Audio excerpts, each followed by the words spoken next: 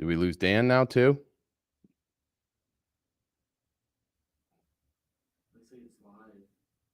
It says it will begin.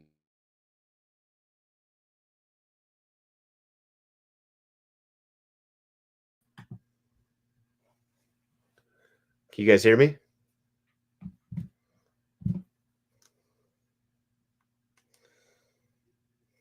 Prelims. We're doing a Barstool gambling soccer show. This has not been easy to get this thing underway. We got Sam's Army. People should know him by now. He's been with Barstool. We did a soccer podcast back in 2014 for the World Cup.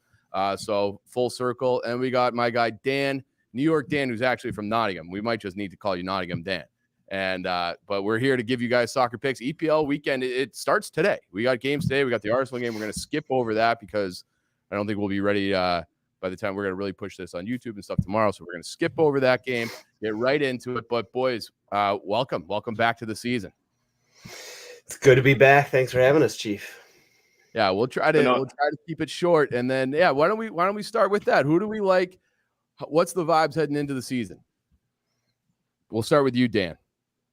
23 years away. Good to be back. Premier League. Time to go.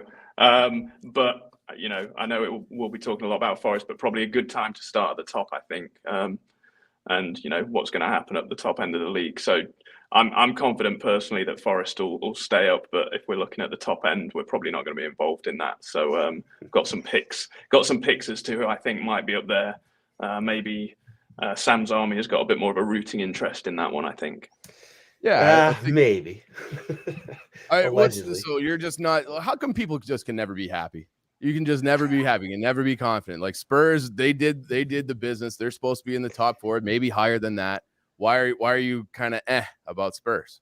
Well, listen, because I'm a Spurs fan and this is not my first rodeo. So anytime we come into a season with expectations, that's sort of when we start to feel a little uncomfortable. And we have some expectations this season, right? I mean, the business that we've done over the summer, big fan. I'm a big fan. I would say, granted, I probably am a little biased. I try and take my biased hat off, but I think our business might have been the best of anybody in the league this summer. So we filled a bunch of holes.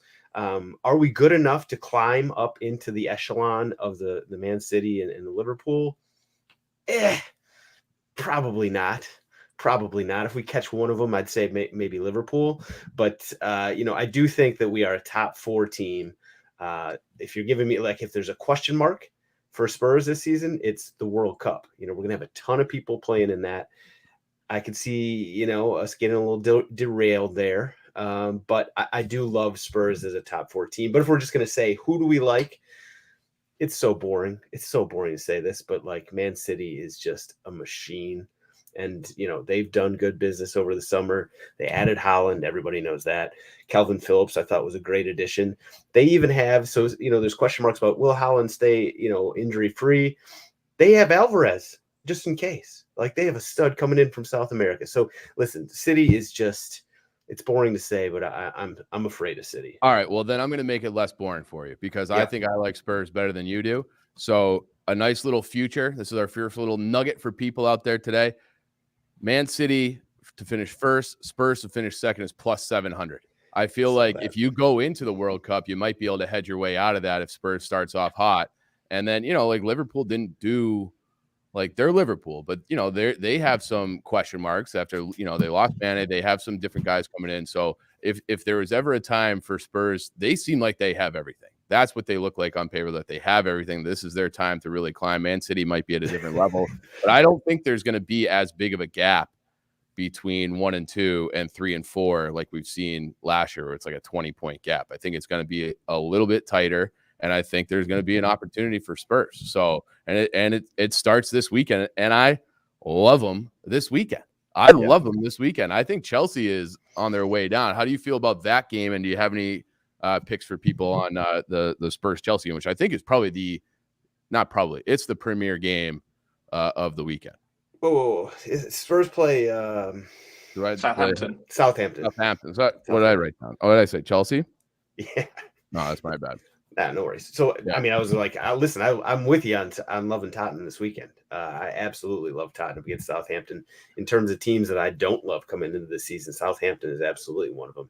The way that they ended last season, and they haven't exactly hit the transfer market hard. So, I love Tottenham. If we're just talking this weekend, love Tottenham. In fact, I love Tottenham and I love Leeds. I'm putting my heart together, like the Effort parlay of the weekend. Mm-hmm. Leeds to win and Tottenham to win, parlay those together. I'm just putting it all in one bucket because, as everybody knows, Leeds is America's team this season. And so I don't know what Dan thinks about that, but listen, I think we all got to get on board with Leeds here. I'm not on board with Leeds. I'm absolutely not on board with Leeds. Oh God. Both from the heart and from the head, I'm on board neither way with that. But I must say, in terms of the parlay, I'm kind of similar thinking. But what I'm going for this weekend is my top four, which we might get onto, but to spoil the surprise: Man City, Liverpool, Spurs, and Chelsea. My top four to win. The return isn't huge on those four winning, but if you want all of them on the over at 1.5 goals, so all to score at least 2, not win by 2, but to score 2 each, then I think you're up in the 500. So I'm going top 4 to win and all of them to score more than 1 goal. That's my parlay. I like that. I think I really believe in Spurs. I think they just did everything. They got our guy Jed back there too. I like Harry Kane to score this week. It's -120. I feel like that's safe money. They're gonna score. I like Spurs going away in that one. I feel like they'll smash it. I don't know why I even have Chelsea written down, so I must have just had like the wrong fucking thing up this morning. Dan, you want to talk about Newcastle and Nottingham Forest to start off our Premier League season in 23 years. I mean, that's a game that it's going to have our attention, and it's a game that people made a lot of money on last year. It was betting on Forest basically since Chris Hughton got sacked last year. They were off to the races, and it was just pick guys to score and pick them to win. Different level this year. How are you feeling heading into to Newcastle? As I said last year, Sam Surridge paid for my son's summer camp, so it was a good way to bet. But it's an unknown, to be honest. And honestly, I'm taking a couple of parlays and a couple of futures, but I'm not actually going to bet on the Forest game this weekend. And the reason I'm not betting on that game specifically is because we've not been in this league for 23 years, and we're probably going to have signed 13 players by the time we start that game. So not knowing and what could possibly happen there, are we going to get the bounce of being a new team with confidence? Are Newcastle going to run with what they had at the end of last season, which was actually unbelievable form? Under Howe and some of their players who, when you look at goals per minute and stuff like that, they were unbelievable. So this is probably the hardest game to pick over the whole weekend. I'm going to go with my heart on it and say that Forest will get something from it. But I'm not putting any money near that one whatsoever. Pussy. Lame. So I'm betting that game. But I'm not but it's Nottingham Forest or draw is +128. So you get a little bit of plus money. I like the guys that they brought in. I like that it seems like if you got Niakate, you got Williams, you have these guys coming in, they all came from that 3-5-1-2 kind of formation, that look. And it's like, I don't know who's going to be up top. It's either going to be, it'll be Brennan Johnson, or it'll be but I don't know who the 9's going to be. If it's going to be Taiwo or if it's going to be Surridge, I don't even know if it matters. Like I think they're going to score in that game. I like both teams to score at -103. I think they'll concede something, but I think that having the ability to, where it's like, your role is going to be, you're just wearing a different shirt and you've been training with these guys. It's not like you're coming in from a completely foreign system. And like, I would bet my life on Steve Cooper. So why wouldn't I bet a few dollars? So I feel like this is just the way, you can't lay an egg in that first ever game. And I think they're going to come out and be competitive. So I think they're going to score. So maybe you've convinced me. What? Maybe you've convinced me. And I think if I'm going to do anything, then I have to go with what worked for me last year. And I'll probably bet, I have to be careful with this one, but Sam Surridge to score, because it basically bankrolled me through last year, that bet. So maybe I'll look at that one. But you're a braver man than I, but you're also more optimistic, man. So I was gonna say, Chief, I love your positivity coming into this season. Mm-hmm. It can go south quickly. No shit, but that is kind of how I'm wired. And when I was riding Forrest hard last year, people are like, oh, you're in for heartbreak like you wouldn't believe. I'm like, I don't think so. I think this team's going up. Like, you guys just, like, you don't know. And like, I am conditioned. I don't know why I'm impervious to sports pain. Like, I like, the Bears season's right around the corner. I'm just gonna go, oh, well, we'll see if we can squeeze out a few wins and things are gonna be okay. That's just how my brain is. And I applied it to Forrest last year, and everyone's like, you're gonna be miserable. And I'm like, well, I'm used to that. But it's been nothing but gravy, basically, the whole time since Cooper took over. So let's get back in the Prem. And now that they're in there, let's get a result. So it's not like Newcastle, they had a little bit of change themselves. So I do think if you're going to pick off somebody, it's going to be it's always a little helter-skelter at the start of the season. I feel like this is where you can probably get some results. Sam, are there any other games that you're looking at or bets that you like for week one? For specifically this week one, I mentioned Leeds. I like Leeds over Wolves, plus money on that at home, I believe. Tottenham also at home, not plus money. I think it's minus 275 playing Southampton. That's to be expected. Let's see. I mean, I honestly, now that you guys have gone off on your Nottingham Forest spiel a little bit, I would take Newcastle in that game. I just think Newcastle is a much better team, and there are fewer question marks. And they're one of the teams that I have sort of climbing the table relative to where people think they're going to be this season. I have them pushing for top 6. So I think Newcastle, you're right about it. The first week, the first month, even being a little helter-skelter coming out of preseason. But just in terms of like what I see from the teams, I got to like Newcastle in that game. Apologies in advance. Thanks. Yeah. Well, we'll see tomorrow. So you like Newcastle. I have one other game circled, okay? And it's that Man City West Ham game. Now, I kind of hate everybody from West Ham, is what I've learned this summer after all the Jesse Lingard stuff and getting in the mud in Twitter with these mutants from West Ham. I love the over. It's over 2.5 in that game.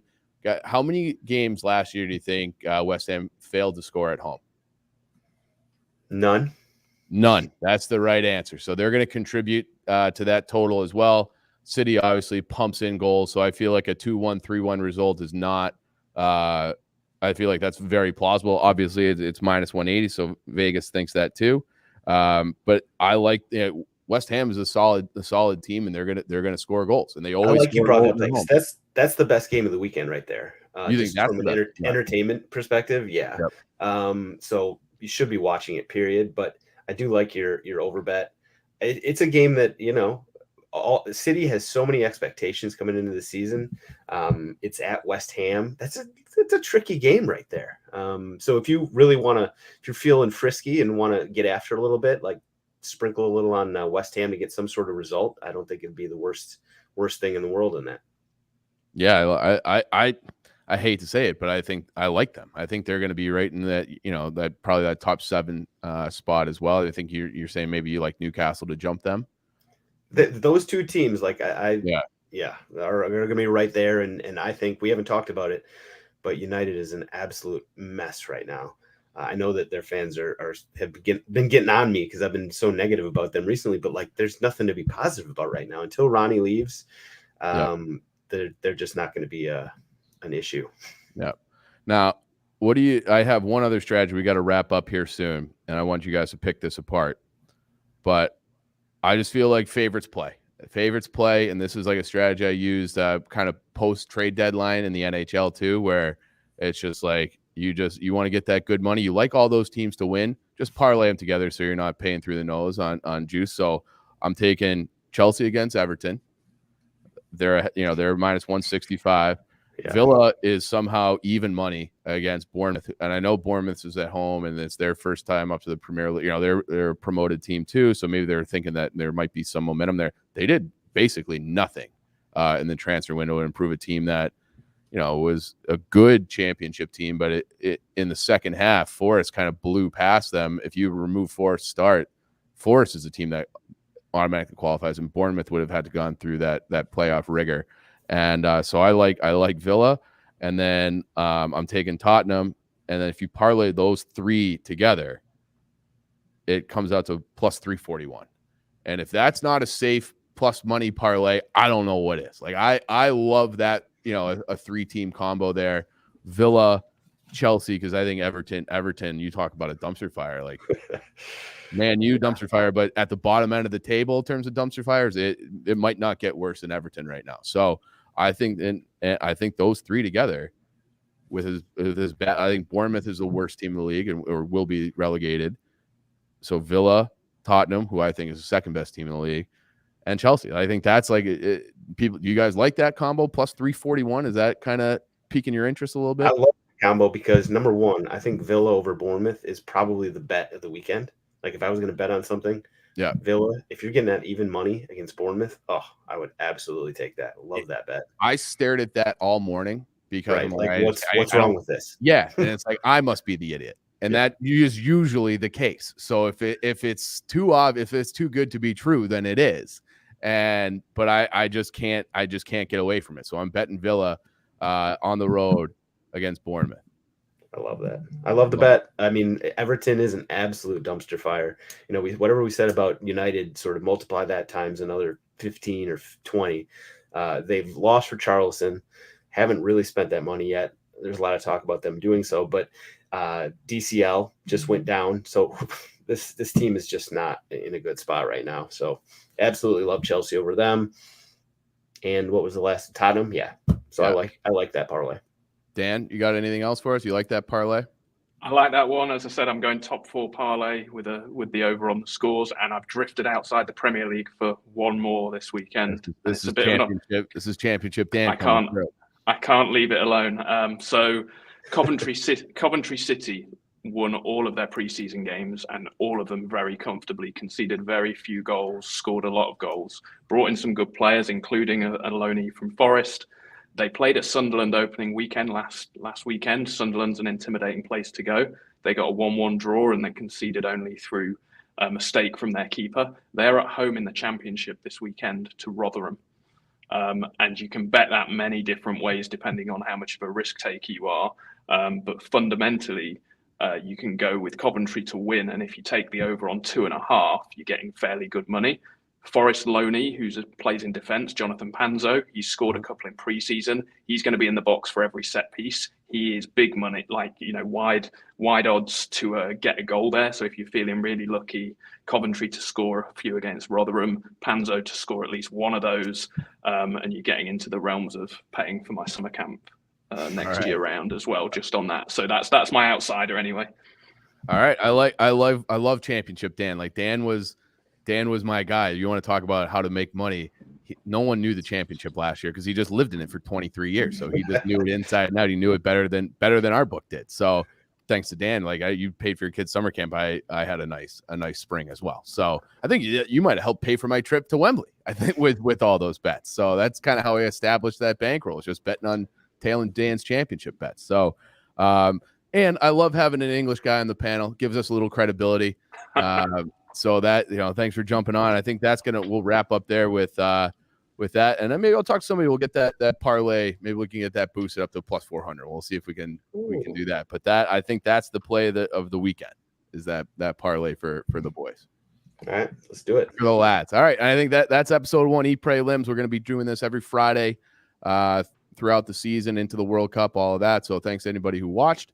And if you have picks, hit us up and, follow all the socials and that too.